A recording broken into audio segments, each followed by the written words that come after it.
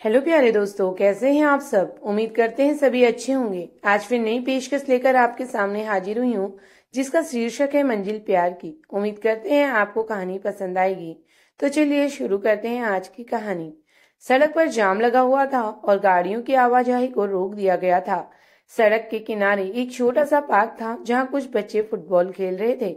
Traffic के कारण लोगों को परेशानी का सामना करना पड़ रहा था। तभी ट्रैफिक के बीच एक जीप आकर रुकी। उसमें 3 लड़के सवार थे।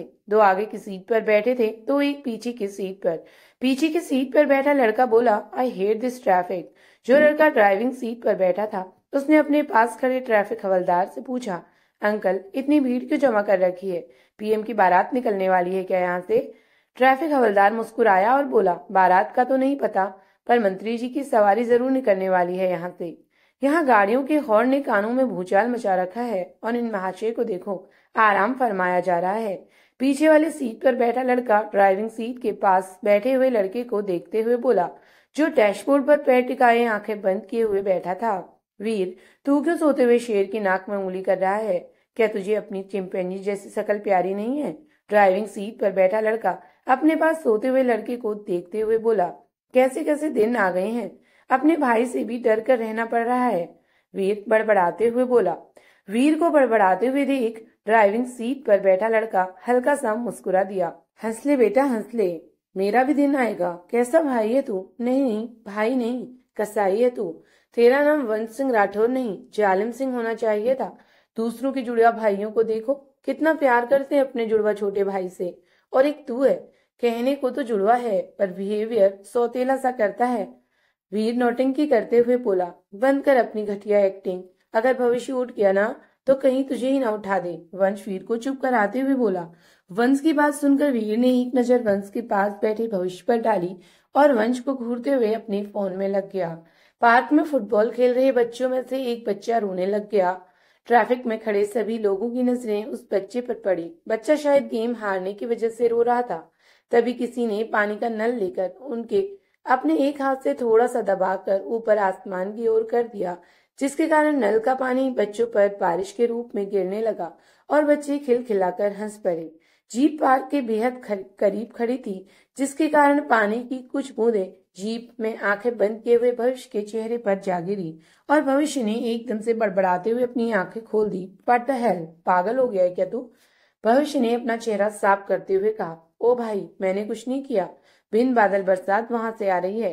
भविष्य ने पार्क की तरफ देखा, जहां एक हल्की सांवली सी लड़की, थोड़ी सी लंबी हाइट, काली गहरी कजरारी आंखें, white crop top, blue denim shorts और उसके ऊपर रेड चेक शर्ट जिसके बटन खुले थे, पैरों में व्हाइट स्पोर्ट शूज और काले बालों की पोनी बनाए हुए थी, जो उसके कंधों से थोड़ी नीचे तक आ रही थी और उसके बालों की कुछ लटें उसके चेहरे को छू रही थी। सांवला रंग जिसे देखकर हर कोई मर मिटने को तैयार हो जाए।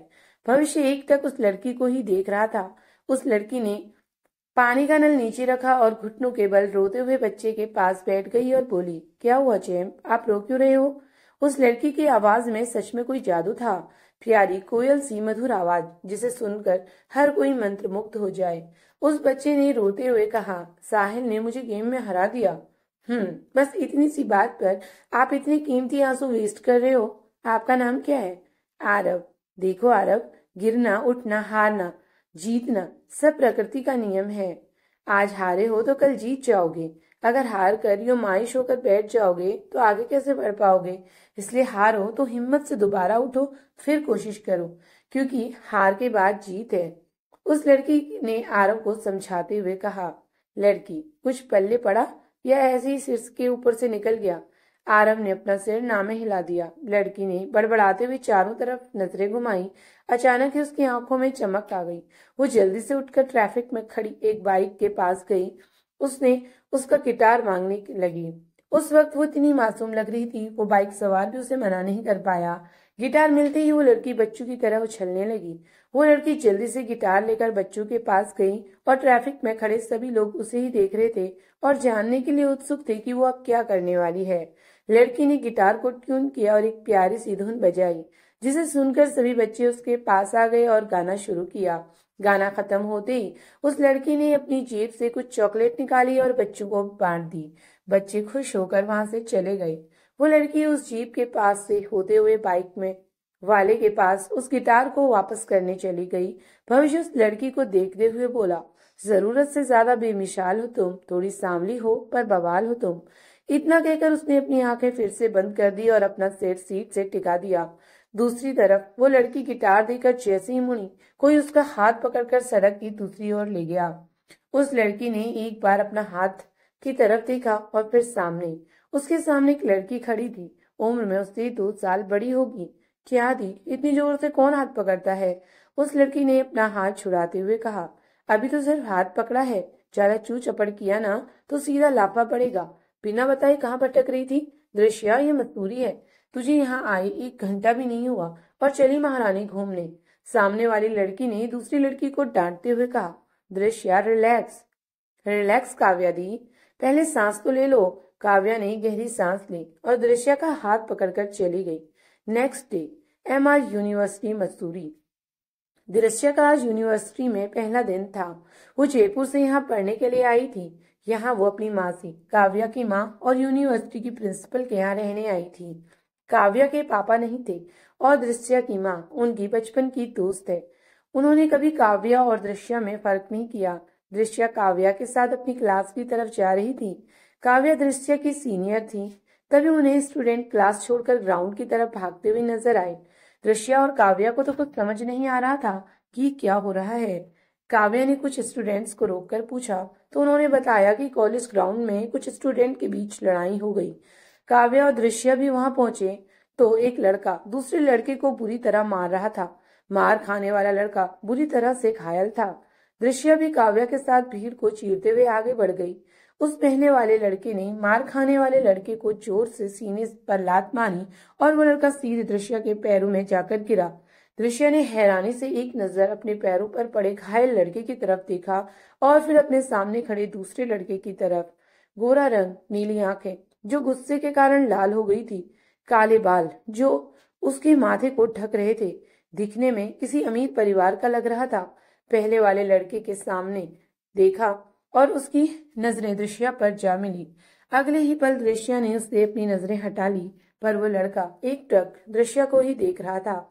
काव्या जल्दी से उस लड़के के पास आई और उससे पूछा, भविष्य तुम ठीक हो? और वंशवीर कहाँ है?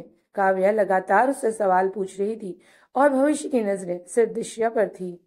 तभी वहां पर वंश और वीर अभी आ गए। दृश्या ने एक बार चारों तरफ नजर घुमाई। कोई भी उस लड़की की मदद करने के लिए आगे नहीं बढ़ा। दृश्या ने गुस्से में अपनी मुट्ठियां भींच ली।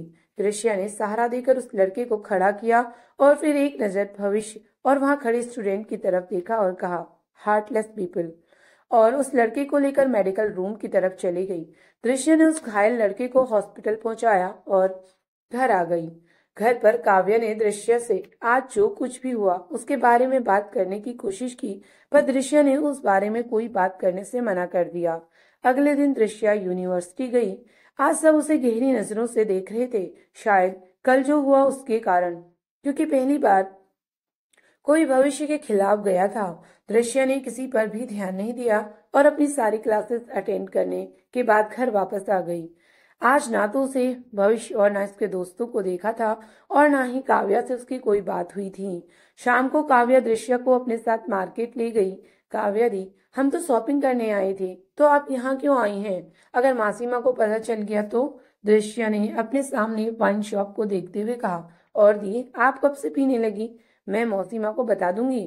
काव्या, अरे बस कर मासी माँ की चमची, और मैं कोई पीती वीती नहीं हूँ। ये तो मैं कर्नल अंकल के लिए लेने आई हूँ। आज वो वापस आ रहे हैं। और खबरदार, तूने मॉम को इस बारे में कुछ भी बताया तो मुझसे बुरा कोई नहीं होगा। सच्ची? आज कर्नल अंकल आ रहे हैं? आपने ये मुझे पहले क्यों नहीं बताया? दृश्या ने खुशी से उछलते हुए कहा। काव्या, शांत हो जा मेरी माँ, और बाद में अपनी केबीसी खेल लेना। तू यहीं रुक, मैं भी आई। काव्या शॉप के अंदर चली गई और दृश्या वहीं खड़े रहकर काव्या का इंतजार करने लगी। दृश्या खड़े खड़े रास्ते पर पड़े छोटे पत्थरों में किक मार रही थी। उसे ये करने में बहुत मजा आ रहा था। किक मारने के बाद पत्थर की दूरी देखकर दृश्या खिलखिलाकर हंस देती। इस वक्त वो बहुत मासूम और प्यारी लग रही थी। दृश्या ने एक छोटे पत्थर को किक मारा और वो पत्थर पास में खड़ी जीप के टायर से टकराया। दृश्य ने नजरें उठाकर सामने देखा तो जीप में ड्राइविंग सीट पर भविष्य और उसके बगल वाली सीट में एक लड़की बैठी थी और उन दोनों के हाथ में बियर की बोतल थी। दृश्य ने उसकी तरफ देखा तो उसे पाया कि भविष्य उसी को गहरी नजरों से देख रहा था। उसकी नीली आंखों में एक अलग ही नशा था। जब उस लड़की ने भविष्य की को इस तरह से दृश्य को देखते हुए पाया तो वो बुरी तरह चिढ़ गई। उसने गुस्से में अपनी मुट्ठियां भींच ली। उस लड़की ने गुस्से से जीप से उतरते हुए कहा, व्हाट द हेल। इतना कहते ही वो लड़की रुक गई और उसने अपने हाथ की तरफ देखा जिसे भविष्य ने उसे रोकने के लिए पकड़ा था। उस लड़की ने आश्चर्य से भविष्य की तरफ देखा जिसकी निगाहें अभी भी दृश्य पर ही थी। ये देखकर वो लड़की और भी बुरी तरह चिढ़ गई। तभी काव्या भी वापस आ गई। उसने अपने हाथ में पकड़ा हुआ पैकेट दृश्य की तरफ बढ़ाया और दृश्य ने उसे पकड़ने से मना करते हुए कहा, दृश्य, नहीं दी, मैं इसे हाथ भी नहीं लगाने वाली। ये आपका है, आप ही पकड़िए। काव्या, मैं भी किससे कह रही हूँ। जो लड़की चाय को भी नशा कहती है वो वाइन को क्या हाथ लगाएगी। ये मैंने सोचा भी कैसे। हाँ, तो मुझे भी कोई शौक नहीं है अपने फेफड़े जलाने का। दृश्य ने ये भविष्य को देखते हुए कहा। भविष्य की नजरें अभी भी दृश्य पर ही थी। काव्या ने उसे नहीं देखा था। उसकी पीठ भविष्य की तरफ थी। काव्या, ओ मैडम, अपने नखरे थोड़े कम कर, वरना कहाँ से लाएगी इतने नखरे उठाने वाला लवर। इसीलिए अब तो लगता है ये प्यार व्यार मेरे नसीब में नहीं है। ये कहते हुए दृश्य की नजरें भविष्य से जा मिली और अब तक उसे ही देख रहा था। दृश्य की आंखों में नमी तैर गई। उसने अपनी नजरें भविष्य से हटा ली। काव्या को भी एहसास हुआ कि उसकी इस बात की वजह से दृश्य के जख्म फिर से हरे हो गए जिसे भुलाने के लिए वो मसूरी आई थी। काव्या, आई एम सॉरी, मेरी वजह से। दृश्य ने काव्या की बात बीच में काटते हुए कहा, इट्स ओके दी, अब चलें, मौसीमा वेट कर रही होंगी। दृश्य काव्या का हाथ पकड़कर अपने साथ ले गई। उनके जाते ही भविष्य भी गाड़ी लेकर निकल गया। आगे क्या होगा भविष्य और दृश्य के साथ जानने के लिए अगले भाग का इंतजार कीजिए। और अगर आपको इस स्टोरी पसंद आए तो स्टोरी को लाइक करें, कमेंट करें, शेयर करें और चैनल को सब्सक्राइब जरूर करें। मिलते हैं अगले भाग में। Thank you for watching.